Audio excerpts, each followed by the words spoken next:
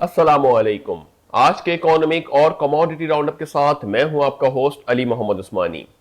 आज की सबसे इंपॉर्टेंट खबर के अंदर हम आपसे बात करने जा रहे हैं कि 20 साल के बाद अमरीकी फौजियों ने अफगानिस्तान से इनखला कर लिया है। इस इनखला के ऊपर काफ़ी हद तक के बातें हो रही थी। गुज़िश्ता कुछ माह पहले भी इनके ऊपर काफ़ी डिस्कशंस और एनालिसिस किया जा रहा था। ट्रंप इंतज़ामिया के तहत ये जो फैसला किया गया था कि अमरीकी फ़ौज इनखला करेगा, बिल आखिर वो इनखला जो है मुकम्मल तौर पर पूरा हो गया है। इसके हवाले से काफ़ी हद तक के बाइडन के ऊपर भी तनकीद की जा रही थी, यानी जो बाइडन साहब जो इस वक्त मौजूदा अमरीकी सदर हैं, उनके ऊपर भी काफ़ी बातें की जा रही थी कि उन्होंने ये फैसला किया है और इस तरीके से इनको काफ़ी तनकीद का निशाना बनाया जा रहा था। जबकि बात दरअसल ये है कि इस फैसले के ऊपर जो है प्रीवियस गवर्नमेंट जो थी, ट्रंप इंतज़ामिया ने फैसला किया था और उसके बाद इन तमाम तर चीज़ों के ऊपर पेशरफ्त होना शुरू हुई थी। आखिरकार जो बाइडेन साहब ने खिताब करते हुए इस बारे में कहा है कि अमेरिका के जो इस वक्त इनखला है, इसकी वजह से जो 20 साल अमेरिका इस जंग के अंदर रहा है, इस जंग से कोई नताइज ऐसे अखज़ नहीं हो सके और अमेरिका का जो पैसा है मजीद ज़ाया होने से बचाया गया है। ये कुछ डेवलपमेंट है इस वक्त खत्े में बड़ी इंपॉर्टेंट सूरत हाल इख्तियार होती जा रही है कि एक जानिब अफगानी जिनको एक वक्त में या तालिबान को काफ़ी हद तक के टारगेट निशाना बनाया गया था, फिर उस दौरान हमने देखा कि 20 साल के अंदर जो इस खत्े के अंदर क्या क्या कुछ नहीं हुआ। यानी देखा जाए तो खुदकश हमले भी हुए, फिर ड्रोन अटैक भी हुए, फिर उसके बाद मुख्तलिफ चीज़ों के अंदर हमें आए दिन रद्दबदल होता हुआ दिखाई दिया। पाकिस्तान के हवाई बेसिस को भी इस्तेमाल किया गया इनके खिलाफ। मगर आखिरकार 20 साल की पोजीशन के बाद अगर देखें तो वही जगह उस पोजीशन के ऊपर खड़े में हैं जहां पे आज से 20 साल पहले थे। और जो तालिबान एक नए शक्ल के अंदर या अफगानी गवर्नमेंट जो है इस वक्त अफगानी जो है वो एक नए तरीके से अपने सामने अपने आप को सामने लाते हुए दिखाई दे रहे हैं। यानी हमने एक्सपेक्ट किया था कि काफ़ी रिटेलिएशन होगी जब ये तमाम तर चीज़ें काबुल पे कब्जा होगा तो अफगान ये जो है तालिबान है ये काफ़ी हद तक के जो एक्सट्रीमिस्ट के तौर पर शायद उभर के आए। मगर जहाँ पे उन्होंने स्टेप लिया कि अशरफ गनी साहब जो कि साबका सदर थे अफगानिस्तान के, उनको बहुत ईजी एग्जिट दिया और कोई खून खराबे के बगैर जो है वो काबुल की जो उसके ऊपर उन्होंने फतह हासिल कर ली। यही नहीं बल्कि काफ़ी हद तक के ऐसे बयानात भी आए जिनके हवाले से बिल्कुल ही अपोजिट थे जो एक्सपेक्टेशन थी उनके मुताबिक। यानी अगर हम देखें कि जो एक्सपेक्टेशन ये थी कि तालिबान बहुत ज़्यादा एग्रेशन के साथ आएंगे, बहुत ज़्यादा खत्ते में तबाही मचाएंगे और चीज़ों के अंदर जिस तरीके से उनको पोर्ट्रे किया जा रहा था, मगर इसके बिल्कुल बरअक्स उन्होंने बिल्कुल सुकून के साथ चीज़ों को लेके चले और ना सिर्फ उसको लेके चले बल्कि ये भी कहा कि उनकी सरजमीन किसी भी मुल्क के खिलाफ जो है वो इस्तेमाल नहीं होने दी जा सकती। तो बहुत सी चीज़ें टर्न अराउंड हो रही हैं। अब सवाल ये पैदा होता है कि 20 साल पहले जो एलिगेशंस लगाई गई थी या जिनकी चीज़ों के ऊपर बातें की गई थी, यानी गवर्नमेंट अमेरिकन गवर्नमेंट और तालिबान के दरमियान जो एक इशू क्रिएट हुए थे, उन इशूज़ के अंदर बिल आखिर अब जब तालिबान एक नई फॉर्म में या इंडिपेंडेंट फॉर्म में सामने आ रहे हैं तो उनकी बिल्कुल ही पिक्चर चेंज है। अब सवाल यह है कि क्या अमेरिका ने जो फैसला किया था वो सही था? क्या उनके इक़दामात के बाद ये जो तालिबान की सोच है उनमें तब्दीली आई है, या अमेरिका के इकदाम से पहले भी वो ऐसे ही थे? अमेरिका ने जो है वो इनके ऊपर रिटेलिएशन किया था या इनके ऊपर एक्स्ट्रा प्रेशर डाला था? वॉट एवर जो भी रीज़न हो, मगर इसके ऊपर अभी हम किसी भी साइड को वो जस्टिफाई तो कर नहीं सकते क्योंकि अब ये चीज़ें नेवर एंडिंग डिबेट्स में हैं। और फिर जो ये इनखला हुआ है, इस इनखला के बाद देखा जाए तो जो 20 साल पहली पोजीशन थी वही आज पोजीशन है। तालिबान मज़ीद बेहतर तरीके से अपने आप को मंजर आम पे लाते हुए दिखाई दे रहे हैं। तो ये जो चीज़ें हो रही हैं ये अब इसके बारे में जो एक र्यूमर क्रिएट हो रही है कि आने वाले वक्तों के अंदर ये खित्ता बड़ा लाइमलाइट के अंदर होगा, बिलखुसूस अफगानिस्तान और पाकिस्तान। फिर चाइना के जो इस वक्त कॉरिडोर चल रहा है, CPEC का जो इस वक्त कॉरिडोर है, उसके ऊपर बातें की जा रही हैं। मगर देखा जाए तो ये कहीं पे इसको ऑप्टिमिज्म के साथ भी देखा जा रहा है कि जिस तरीके से अफगानिस्तान के अंदर चीज़ों को लेके जाया जा रहा है, आगे बढ़ा जा रहा है, फिर वो अफगानी जो है वो यानी तालिबान जो है वो आगे अपने आप को मूव फॉरवर्ड कर रहे हैं, चीज़ों के अंदर दूसरे ममालिकों के साथ कर रहे हैं, अपने आप को प्रॉस्पर करने के लिए कर रहे हैं। तो अगर अफगानिस्तान के अंदर अमन कायम होता है और अफगानिस्तान के अंदर ये गवर्नमेंट की तश्कील नौ जो है वो बहुत प्रॉपर तरीके से, प्रोमिनेंट तरीके से होती है, तो जो एक 20 साल पुराने या ये 20 साल का जो पीरियड था जिसमें वो हालत जंग के अंदर थे, उसके जो सम्राट थे उससे बेहतर सम्राट ही एक्सपेक्ट किए जा रहे हैं अगर अफगानिस्तान की गवर्नमेंट जो है वो स्टेबिलिटी के साथ आगे मूव करती है। तो ये एक बड़ा एक मूव टर्न अराउंड हुआ है जिसके तहत खत्ते की सूरत हाल के अंदर मिला जुला सा रुझान पाया जा रहा है। मगर कहीं ना कहीं ऑप्टिमिज्म भी है क्योंकि अब जो वो तालिबान है जो एक छुप के लड़ा करते थे, अब उनको एक मुल्क मिल गया है तो वो सेंसिबल अप्रोच के साथ मूव करेंगे ऐसा माना जा रहा है, क्योंकि अभी तक जो थे वो छुपे हुए थे, उनके पास कोई पावर नहीं थी, कोई उनकी आइडेंटिटी ऐसे प्रॉपर तरीके से नहीं थी। तो अब वो एक मुल्क के तहत पे आए हैं तो वो यकीनन सेंसिबल अप्रोच के साथ मूव करेंगे, चीज़ों को आगे लेके चलेंगे, पड़ोसी ममालिकों के साथ एक अच्छे ताल्लुकात भी बरकरार रखेंगे, ऐसा भी मानना है। तो ये एक सिचुएशन है, ये बड़ी खत्ते की सूरत हाल को डिफाइन कर रही है। वहीं पर साथ साथ बात करते चलें कि पाकिस्तान की मईशत के ऊपर देखें तो इस वक्त रुपए की कदर जो है वो 11 महीने के लोवेस्ट लेवल के ऊपर आ चुकी है। यानी अगर हम पाकिस्तान रुपए की बात करें तो 167.3 के करीब इस वक्त रुपया ट्रेड हो रहा है डॉलर के मुकाबले में। तो इस तरीके से जो हमारे मुल्क के अंदर जो रुपए की वैल्यू है या डॉलर की जो वैल्यू है, सो 167.3 की जो चल रही है, इसकी वजह से मुल्क के ऊपर काफी हद तक के प्रेशरस सिनेरियो देखा जा रहा है। एक जानिब जहां पे इन्फ्लेशन को कंट्रोल करने की बातें की जा रही हैं, वहीं पर जो ये हमारे रुपए की कदर का गिरना एक बड़ा अलार्मिंग सिचुएशन दे रहा है। हम गुज़िश्ता 2 हफ्तों से इसी टॉपिक के ऊपर बार बार प्रोग्राम रिपीट कर रहे हैं कि ये एक अलार्मिंग सिचुएशन है और इसके तहत जो मुल्क की मईशत के अंदर कुछ प्रेशर आ सकता है, उसको जो है हमें नज़रअंदाज नहीं करना चाहिए। हमारे टैक्स कलेक्शन भी बड़ी अच्छी हो रही है पाकिस्तान की, रेमिटेंसेस भी अभी फ़िलहाल अच्छी आ रही हैं, पाकिस्तान के रोशन डिजिटल अकाउंट्स में भी पैसा आ रहा है, मगर जो रुपए की कदर में गिरावट आ रही है उसकी वजह से जो हमारे इम्पोर्ट्स बिल हैं वो एक बहुत बड़ा डेंट लगा सकते हैं हमारे करंट अकाउंट के खसारे के लिए। वहीं पर देखिए कि जुलाई के मंथ के अंदर जो पाकिस्तान का इम्पोर्ट्स बिल था वो तकरीबन $5.5 अरब का था। यही एक्सपेक्ट किया जा रहा है कि जो हमारा अगस्त के मंथ के जो इंपोर्ट्स का बिल होंगे ये भी हमारा $5.5 अरब का होगा। अगर ये इसी तरीके से हमारे इंपोर्ट्स के बिल जो है वो $5.5 से $6 अरब के रहते हैं, क्योंकि अगर हम देखें तो जून के मंथ के अंदर तकरीबन $6 अरब से अबव के हमारे इंपोर्ट्स बिल थे। अगर इसके अंदर यही बतदरीज सिनेरियो रहता है तो फिर जो पाकिस्तान के इस वक्त करंट अकाउंट डेफिसिट आया था जुलाई के मंथ के अंदर $773 मिलियन का, तो ये एक्सपेक्ट किया जा रहा है कि तकरीबन 10 से 11 अरब $US का पाकिस्तान को सालाना बेसिस के ऊपर जो है वो खसारा रिपोर्ट कर सकता है करंट अकाउंट के डेफिसिट के फॉर्म में। तो इस वक्त जो सिचुएशन है वो जहाँ पे हमारे रज़ाक दाऊद साहब ने भी कहा है कि वज़ीर आज़म इमरान खान साहब ने इस बारे में बात की है कि पाकिस्तान के एक्सपोर्ट का हजम जो है वो तकरीबन दुगना होगा इस साल। अब इसके ऊपर जो पॉलिसीज़ मरतब दी जा रही हैं या उसके ऊपर जो भी हिकमत अमली तैयार की जा रही हैं उसका भी कोई पेश खैमा सामने आता हुआ तो दिखाई नहीं दे रहा, मगर इसके ऊपर क्या सिनेरियो डेवलप होगा, किस लॉजिकल जस्टिफिकेशन की बेसिस पे गवर्नमेंट ऑफ पाकिस्तान ने इसके ऊपर कहा है, ये तो आने वाले वक्तों के अंदर हमें क्लियर करना होगा। क्योंकि अगर इस बात को क्लियर नहीं किया तो वैसे ही पहला क्वार्टर एंड होने वाला है, यानी कॉर्पोरेट सेक्टर का पहला क्वार्टर एंड होने वाला है सितंबर को, उसके बाद जो है वो सेकंड क्वार्टर तो ऑनवर्ड 9 मंथ्स पाकिस्तान के पास रह जाएंगे। इसमें किस तरीके से पाकिस्तान जो है वो आगे मूव करेगा और ये जो हमारे एक्सपोर्ट के हजम को रखा गया है $50 बिलियन का, उसको कैसे अचीव करेगा। गर्चे टैक्स कलेक्शन के हवाले से तो पाकिस्तान में काफ़ी हद तक की इंप्रूवमेंट और डेवलपमेंट देखी जा रही है। जहाँ पे गुज़िश्ता साल 27 से 28 लोगों ने टैक्स फाइलिंग की थी, रिटर्न फाइलिंग किया था, वहाँ पे इस साल जो है वो अभी तक के 35 लाख लोग के करीब जो है वो लगभग एक रिपोर्ट के मुताबिक उन्होंने टैक्स फाइलिंग कर दी है। तो इनमें तो इजाफा हो रहा है। वहीं पे जो बेसिक अवामिल हैं उनके अंदर भी हमें तब्दीली लानी पड़ेगी। इस टैक्स कलेक्शन के हवाले से तो एक ठीक है, पाकिस्तान की मईशत के ऊपर एक स्टेबिलिटी आ रही है, पाकिस्तान की चीज़ें बेहतर हो रही हैं, मगर जो पाकिस्तान का रुपया अपनी कदर खो रहा है उसकी वजह से हमारी डेट सर्विंग का जो बर्डन पाकिस्तान की मईशत के ऊपर आ रहा है वो एक बहुत ही ज़्यादा ख़तरनाक सिनेरियो क्रिएट कर रहा है कि पाकिस्तान इस वक्त जो खत्ते में बदलती हुई सूरत हाल है जिसका मुस्बित पेश खैमा भी लिया जा रहा है अफगानिस्तान की तब्दीली की वजह से, उसको कैपिटलाइज करने के लिए पाकिस्तान को इन तमाम तर चीज़ों से बाहर निकलना होगा।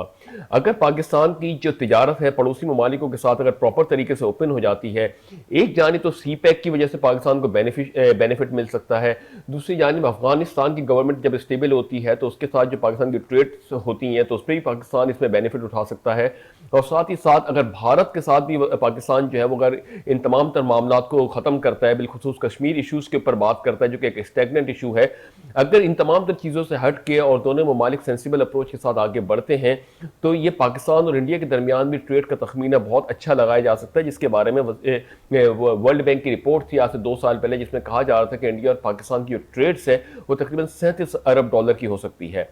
तो apart from any rift any biasness, अगर खत्ते की सूरत हाल जिसमें हम प्रिवेल कर रहे होते हैं, जिसमें हम सर्वाइव कर रहे होते हैं, अगर उन्हीं के साथ क्रॉस बॉर्डर अगर हमारी तिजारतें बहाल होती हैं तो ये किसी भी मईशत के लिए बहुत अच्छा पेश खैमा होता है। अगर ये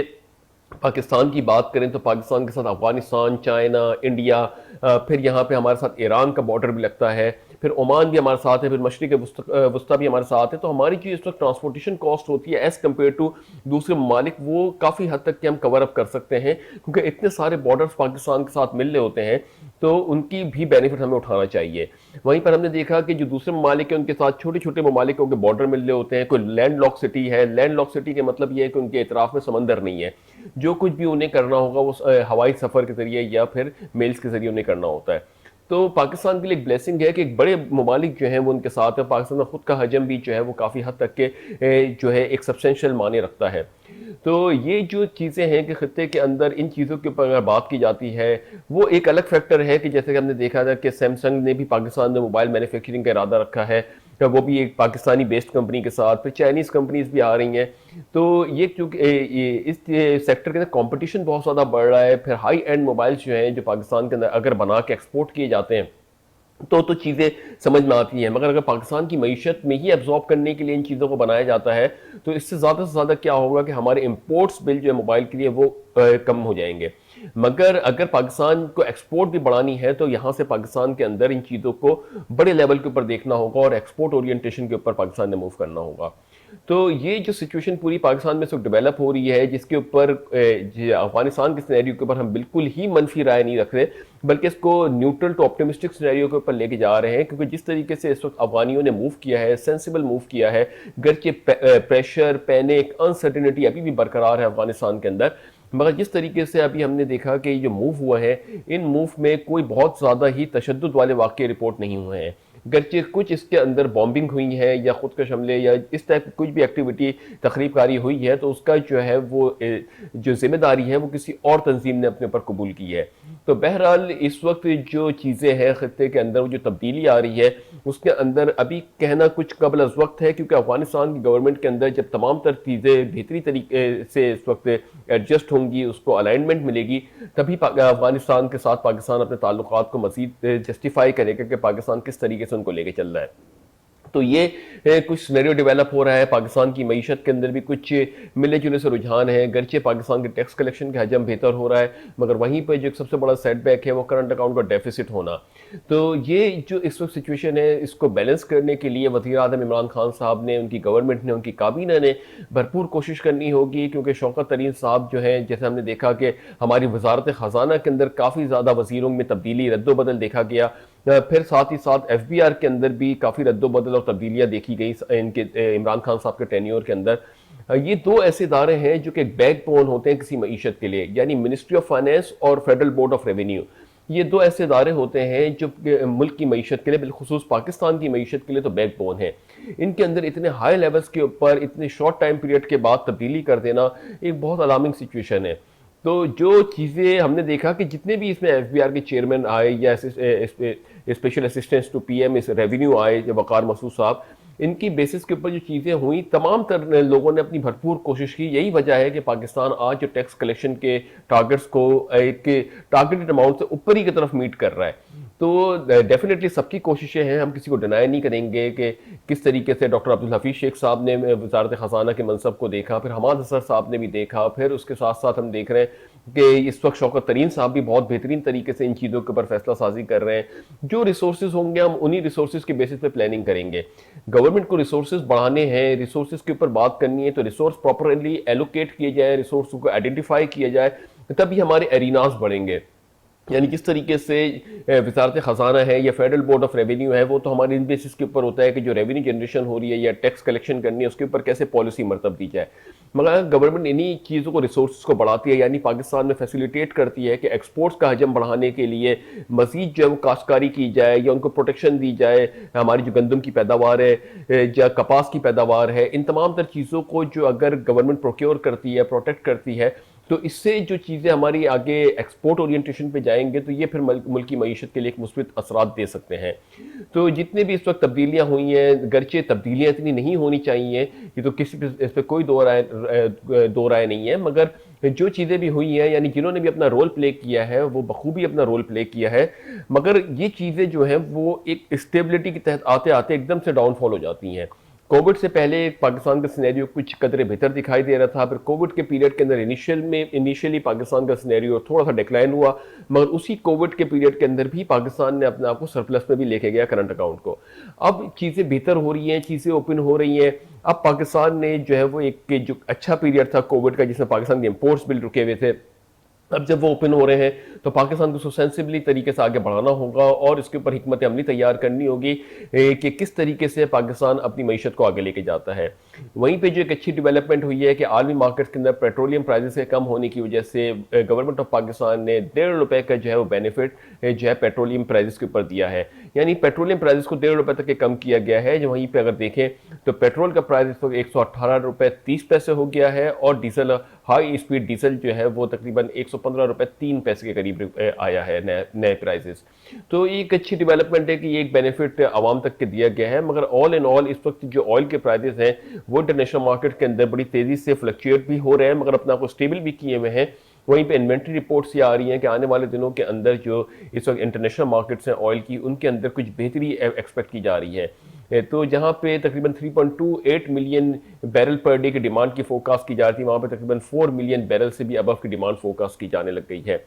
तो ये तमाम तो सिचुएशन है इस वक्त खत्ते में, बदलती हुई सूरत हाल, फिर आलमी मार्केट्स के अंदर बदलता हुआ ट्रेंड किस तरफ पाकिस्तान को जाने के ऊपर मजबूर करता है, ये तो आने वाले वक्तों के अंदर बात की जाएगी कि वज़ीर आज़म इमरान खान साहब की सरबराही में अगर कोई इस वक्त मज़ीद प्रॉपर तरीके से फैसले नहीं किए गए या इस वक्त खत्ते की सूरत हाल को देखते हुए चीज़ों को नहीं बनाया गया, तो फिर जो है पाकिस्तान को जो ये चीज़ें हैं वो खुद ही ड्राइविंग फोर्स के तहत आगे बढ़ाएंगे। तो बेहतर यह है कि इस वक्त जो सिनेरियो क्रिएट हो रहा है अफगानिस्तान के अंदर, फिर साथ साथ जो इस वक्त चीज़ें सीपेक को लेकर अगर किसी को तहफ़्फ़ुज़ात है, यानी चाइना पाकिस्तान इकोनॉमिक कॉरिडोर को लेकर अगर तहफ़्फ़ुज़ात हैं, चाइनीज़ इकॉनमी को अगर तहफ़्फ़ुज़ात हैं पाकिस्तान के साथ, तो उसको भी रिजॉल्व करें, चीज़ों को लिंकर ऑन ना करें, जो भी इस वक्त इशूज़ हैं उनको रिजॉल्व करें। और फिर आने वाले वक्तों के अंदर जिस तरीके से पॉलिसी मरतब दी जा रही है, यानी हम बात कर रहे हैं एक्सपोर्ट ओरिएंटेशन की बात कर रहे हैं, रुपए की कदर को इस्तेहकाम देने की बात कर रहे हैं, तो इन्फ्लेशन को कंट्रोल करने की बात कर रहे हैं, तो इसके ऊपर प्रॉपर तरीके से जो काम किया जाए और उसके ऊपर पॉलिसी मरतब देने के साथ साथ आवाम को भी फैसिलिटेशन में लाया जाए। यानी अब जो आगे देखेंगे फेटेफ के भी ऊपर रेगुलेशन आने वाली है। फेटेफ उम्मीद की जा रही है कि जिस तरीके से पाकिस्तान ने फेटेफ की आखिरी शराइत को पूरा करने के लिए रियल इस्टेट के ऊपर भी काफ़ी हद तक की सख्ती की है कि जो भी प्रॉपर्टी ट्रांजेक्शन्स होंगी वो वाया बैंक होंगी और अगर बैंक के अलावा कोई भी ट्रांजेक्शन को रिडिक्यूल कर दिया जा सकता है। तो इसके ऊपर क्या मौक़िफ़ है हमारे रियल इस्टेट्स का या कंस्ट्रक्टर का या बिल्डर्स का कि उसके ऊपर क्या मौक़िफ़ लेके आते हैं, क्योंकि इस वक्त पाकिस्तान के अंदर एक बड़ा सेक्टर है जिसके ऊपर गवर्नमेंट ऑफ पाकिस्तान ने एमनेस्टी भी दी हुई है। तो इसके ऊपर भी बात करेंगे आने वाले प्रोग्राम्स के ऊपर। तो वहीं पे इन तमाम तर चीज़ों को जो कैपिटलाइज करने की या इनके ऊपर रेगुलेटेड करने के, रियल एस्टेट को रेगुलेशन के ऊपर लेके आ रहे हैं, तो गवर्नमेंट ऑफ पाकिस्तान बड़ी पूरी उम्मीद है कि इस वक्त पाकिस्तान को वाइट लिस्ट का स्टेटस मिल जाएगा। अगर पाकिस्तान को वाइट लिस्ट का स्टेटस मिलने में कामयाब हो जाता है तो ये मुल्क की मईशत के लिए एक बहुत ही अच्छा सिनेरियो डेवलप होगा। फॉर एनी रीज़न कहीं कहीं कहा भी जा रहा है कि शायद अभी पाकिस्तान को मजीद ग्रे लिस्ट के ऊपर रखा जाए। तो ये अभी इस वक्त FATF भी बड़ा लाइमलाइट में आएगा। कहीं कहीं ये भी कहा जा रहा है कि FATF जो पॉलिटिसाइज्ड हुआ है उसका कोई ताल्लुक नहीं है इन सारे फैसलों के साथ, उस पर इंडिया इन्फोर्स करता है चीज़ों को और पाकिस्तान के ऊपर इन चीज़ों का मलबा डाल दिया जाता है। तो बहरहाल ये तो चीज़ें हैं कि इसको हमें बेहतर ये है कि हम अपनी चीज़ों को पूरा करें और उसको वे फॉरवर्ड के साथ आगे मूव करें। तो उम्मीद करते हैं कि आने वाले दिन पाकिस्तान की मईशत के लिए खुशखबरी का और एक अच्छी न्यूज़ का पैगाम लेकर आएंगे। तो ये तो थी कुछ डोमेस्टिक न्यूज़। इंटरनेशनल न्यूज़ के ऊपर बात करेंगे हम एक छोटे से ब्रेक के बाद।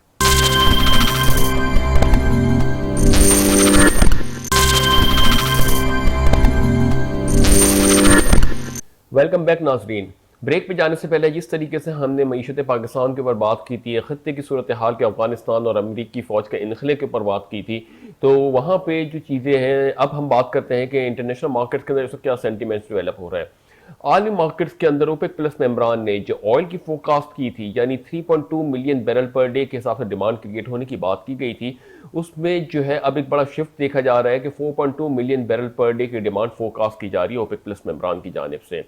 वहीं पर दूसरी जानिब देखें कि अमेरिकन पेट्रोलियम इंस्टीट्यूट की जानिब से शाया करदा इन्वेंट्री रिपोर्ट में कहा जा रहा है कि जहां पे इन्वेंट्री एक्सपेक्ट किया जा रहा था कि 2.8 मिलियन बैरल से नेगेटिव आएगी, वहीं पर 4.2 मिलियन बैरल से जो है वो इन्वेंट्री नेगेटिव में आई है। तो ये जो 4 मिलियन बैरल की इन्वेंट्री नेगेटिव में आई है, ये एक अच्छा सेंटीमेंट दे रही है कि एक काफ़ी दिन के बाद इन्वेंट्री जिस लेवल पे नेगेटिव थी उससे ज़्यादा से नेगेटिव में आई है। नेगेटिव में आने का मतलब ये है कि शॉर्टेज हो गई है और डिमांड बहुत तेजी से बढ़ रही है मार्केट के अंदर। इसी के पेश नजर अगर रेट्स के ऊपर बात करते हैं तो इस वक्त WTI क्रूड 25 सेंट्स प्लस होने के बाद 68.75 यूएस डॉलर पर बैरल पर ट्रेड हो रहा है।